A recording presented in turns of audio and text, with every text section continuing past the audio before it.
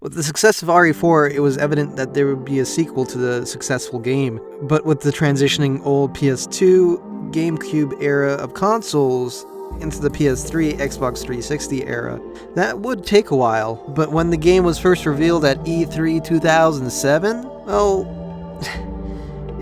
it caused a little bit of controversy.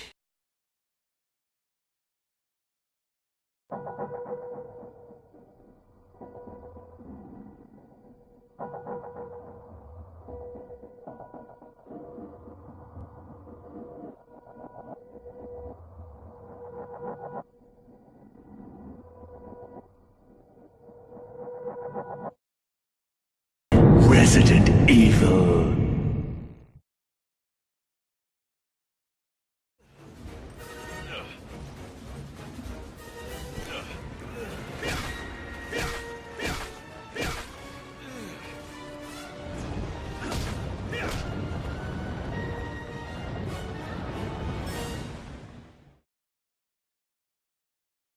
The reveal trailer showed the return of extremely beefy Chris Redfield investigating an African village, which was kind of a problem for certain people. Concerns over the depiction of a white person killing a bunch of African villagers, Newsweek Nagai Kroll said in an interview that the problem is that the trailer invokes a lot of racist imagery, stating that this imagery has a history. It has a history and you can't really pretend that it doesn't. A year later, another trailer came out revealing the character of Sheva Alomar. Then it was alleged that she was added to curb allegations of racism. The thing is that a feature like co-op is something that's kind of really hard to implement at the last minute. But the thing is that apparently, according to a Unseen64 article, apparently Sheva was originally an NPC, and the game was originally planned to be a single-player one or something, to a certain extent. That time frame, not really clear. Also, according to the article, that Capcom was considering one of two co-op partners when they did choose that it was going to be a co-op game, Jill Valentine and Barry Burton, which would have been really cool to have those old characters back. So who knows what really happened there. Actually, apparently there's supposed to be some sort of branching narrative system where, depending on your actions, your partner may die. This whole Unseen64 article has some really interesting stuff. Capcom responded to the concerns and allegations by stating that any perceived racism was unintentional. And if you feel that the product is racist, then, well, you should play the game for yourself to see if it is. And so I guess that's what we're gonna do. And also review the game, because, well, that's what we're doing. Resident Evil 5 takes place 5 years after the event of Resident Evil 4. Wait a second. Oh, huh. So you play as Chris Redfield, who is no longer with STARS, but with the Bioterrorism Security Assessment Alliance, or BSAA. He's in a fictional African city trying to stop a bioweapon deal, or BOW as the series would say. For the most part, the game is set up like a love child between the show 24 and the movie Black Hawk Down, with its focus on terrorism and military special operations. I really wouldn't be surprised if the whole countdown timer thing didn't happen. I really wouldn't be surprised if the whole clock timer thing from 24 happened. Feels like it would fit in.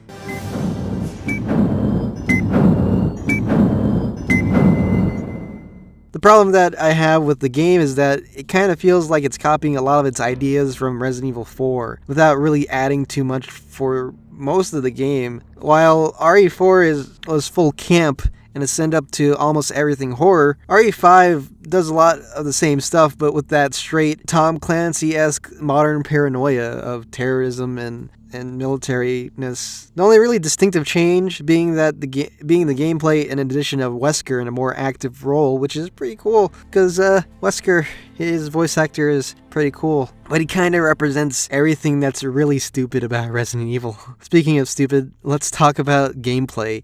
RE5's biggest change is an addition of a second co-op character, like there was in Resident Evil 0, but this one could be controlled by another real-life, in-blood human being, but also the computer. The problem is that, you want to play with a real-life player because the AI tends to use up all your ammo and items, and that's not fun. In a survival horror game, you're trying to save up all your ammo. The reason for the addition of the co-op is because the game is a lot more frantic. Before, in Resident Evil 4, enemies would just lull around at times, and sometimes most of the time attacked in a straight line coming from the front. Now, in this game, enemies attack from all directions, making it feel a lot more intense and action-packed. Some other things that have also changed to keep up with the pace of the new combat. For example, you now have a sidestep, which is kinda cool. And you also have an inventory system. To keep up the action and tension up, you could have 4 items mapped to the D-pad, and accessing the inventory no longer pauses the action. This causes just dealing with it in the middle of the action just really tense. But to make this simpler, they had to take out the really cool attaché case system. Every item takes up the same amount of space. This is good if you're carrying a bunch of large weapons, but, not so really good if you're carrying a lot of healing items that don't really stack. I see why they made that choice, so that you're not really fumbling around in the menus, but it really takes away from the more tactical and interesting part of the gameplay. They also need to fix some of the balancing so that, certain items stack more, because it seems to be not fair. But I really miss the attaché case. You don't understand.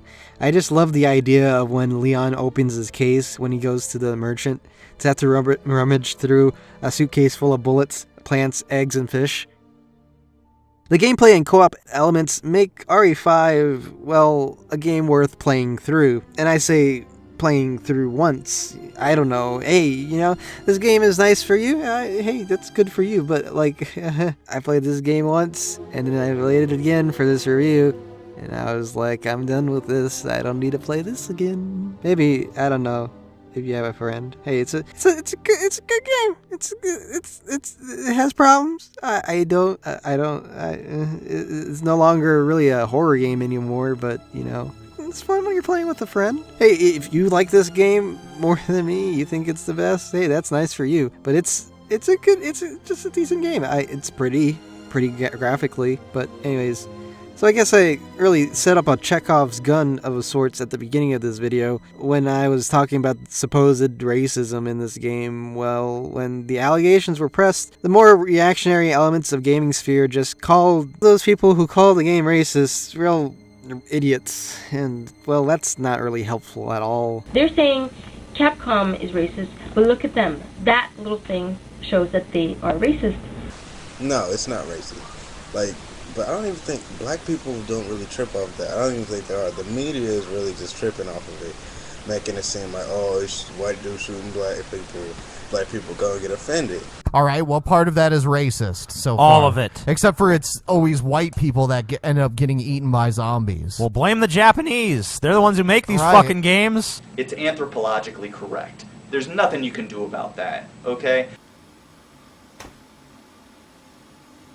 How the fuck is Resident Evil 5 racist?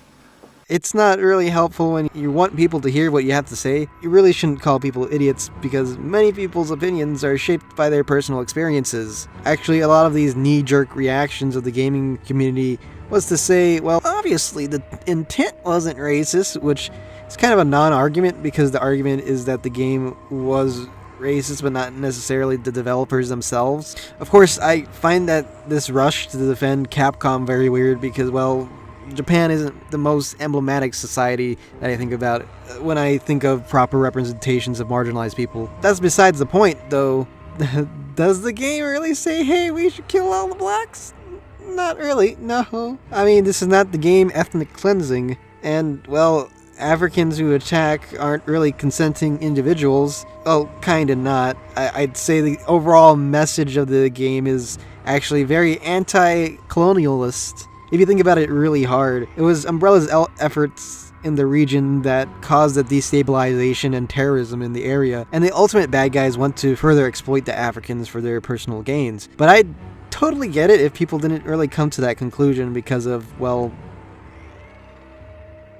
Yeah, Resident Evil's kind of stupid. Though the problem is that the theme isn't really easily portrayed. I mean, this is not a Metal Gear Solid game. Nobody's gonna stand up on their soapbox and start preaching towards the camera. Though the problem is that the game theme isn't really easily portrayed. It's really obfuscated, and well, there's some really questionable parts in other parts of the game. In the very beginning, there are a bunch of people who you assume are just doing their normal life stuff, but then you come across some Africans who are looking at you funny, sharpening a knife, and, well, kicking the heck out of a bloody bag. The implication here is that, well, while probably not really intentional, because they kind of wanted to set up some kind of really tension and the town is really scary, but the implication here is that, you know, these people are inherently evil. They kind of really need the security and stabilization that comes with colonization. If that really doesn't grab as something problematic, well, how about the part where you blow through a bunch of tribal Africans?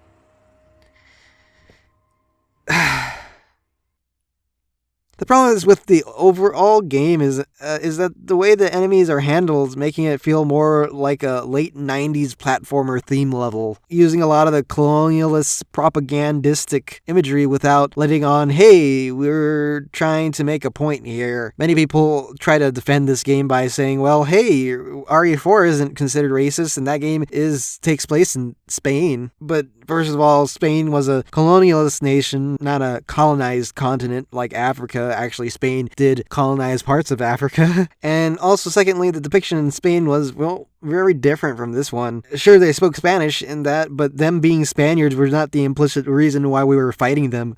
There's not really any Spanish iconography used just because, well, we're in Spain and that would be cool. I mean, that would be a change if there was like a matador enemy for no reason. That would be kind of racist, but like, you know, also really the theme of RE4 was not really inherently implicit. It wasn't really about colonization or racism or anything. It was mainly about how religion is a wholly exploitive and destructive force. The game also had a Spanish character, Luis Serra, who actually had some depth to him. It wasn't really a completely flat character like Sheva was, whose whole thing was being weirdly loyal and subservient to Wait, what?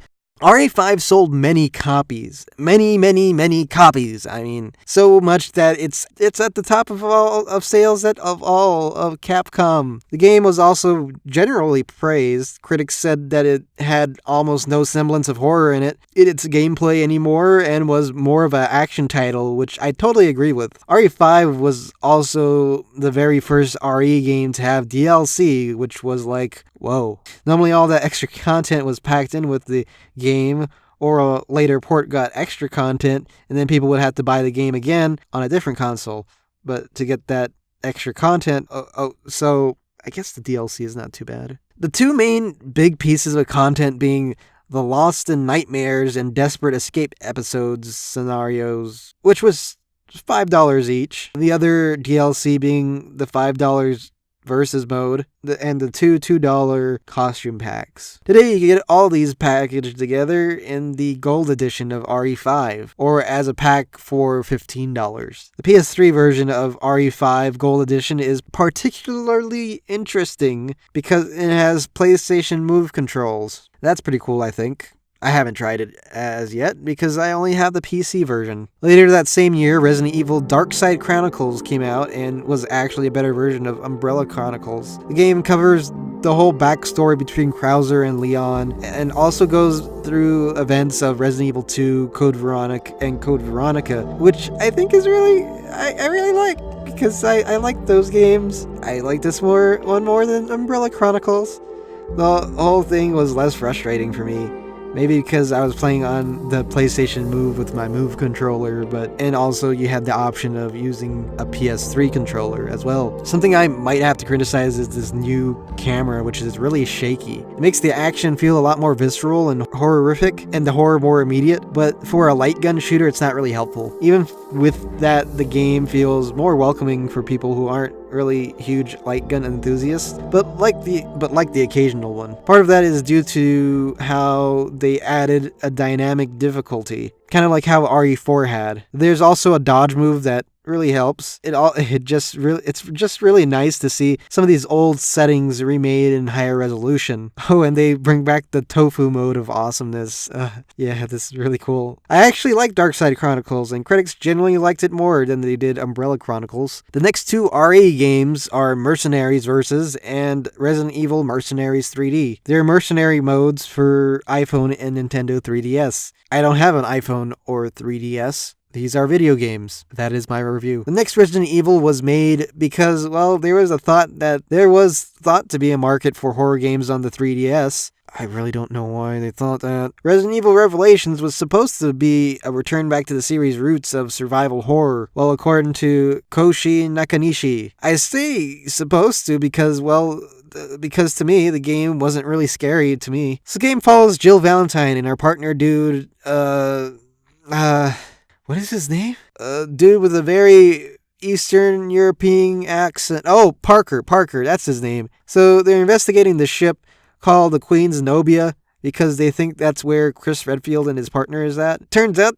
well, there's a trap, and then you go on this rock and roll and swashbuckling adventure about finding love. Well, not really. It's not really about that. Maybe some revelations occur. The main problem is with this game's plot for me. Is that it's very generic plot for a twisty-turny mystery thriller. The game leans so heavily on thinking that these are some shocking revelations, and the revelations aren't of the biblical variety, no siree, or of the series changing varieties that you'd think from the title. Well, I'm gonna spoil this a bit, so use the timestamp down below in the description. 3, 2, 1. Okay, so the whole thing is really set up by this whole 9/11 style event that destroys the whole city, but shocking. It's actually orchestrated by this totally not evil supervisor, and that his NSA style federal organization could have more power and funding. It's kind of really obvious what kind of parallels they're trying to pull, but it really gets bogged down by Resident Evil stupid.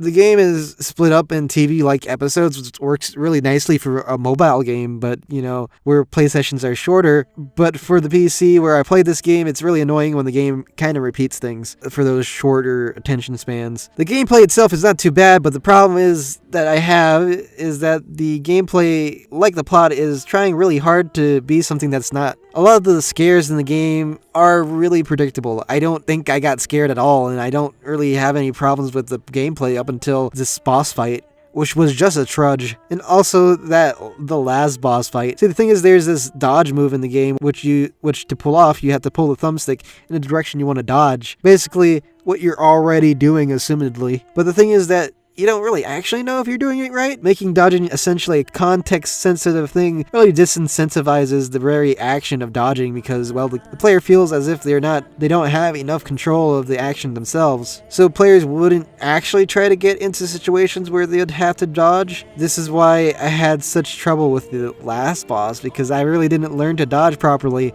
The upgrade system is really cool. Scanning is cool at first, but gets really tedious as the rewards of scanning are kind of on a curve. The game is a decent game for what it's going for, a scaled down, more portable RE game, but when you put it on a console or on a PC, it has to compete with other games, even some of the worst in the series. It really doesn't hold up, unfortunately. It fails as a horror game and as a thriller. It doesn't have interesting characters, no new developments to their character, and it's just a decent action game. Would I recommend this? No, not really over any main series games, but hey, if you want more Resident Evil, you could do worse. The next Resident Evil game to come out was Resident Evil Operation Raccoon City. It's widely considered to be one of the worst games in the franchise. It's not even considered canon. Thus, I decided to save my money and time and not play it. No, I would not recommend this game as much as I would recommend a root canal.